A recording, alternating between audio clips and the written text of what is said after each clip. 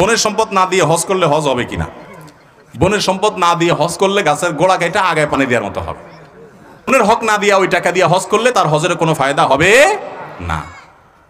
বোনের হক দিয়ে দিবেন, ফুফুর হক দিয়ে দিবেন। বেশিরভাগ মানুষ বোনদের হক দেন না, ফুফুর হক দেন। অনেক নামাজি মানুষও আছে। করে শুনে রাখেন, আপনার বোন আপনার বাবা মা মারা যাওয়ার পর তাদের সম্পদ থেকে যে হক পাবে পাই পাই করে হিসেব করে এটার মূল্য বের করে তাদেরকে দিয়ে দিবেন। এরপরে তারা জমি নিয়ে বিক্রি করলে করবে, না করলে আপনি টাকা দিয়ে ন্যায্য মূল্য দিয়ে জমি রাখবেন, তাদেরকে খুশি মনে তাদের যা পাওনা সব দিবেন এবং দেওয়ার পরে বলবেন, বোন খাড়াও, কথা এখনো শেষ হয় নাই, তুমি বাবার সম্পদে তোমার যা হক আছে এটা বুঝে পাইছো, তোমারটা তুমি নিছো। এর মানে এই না যে তোমার সাথে আমার সম্পর্ক শেষ হয়ে গেছে। ভাই বোনের সম্পর্ক কোনোদিন শেষ হওয়ার জিনিস না, মরণ পর্যন্ত থাকবে। এই বিটা তুমি আসবা, তোমার বিটায় আমি যাব, সারা জীবনের জন্য এটা তোমার বাড়ি, কারণ তোমার ভাইয়ের কাছে তুমি আসবা, রক্তের বন্ধন রক্ষা করা ফরজ, অতএব তুমি আসবা। সম্পদ আর হক নিয়ে গেছো দেখে সম্পর্ক থাকবে না তা না।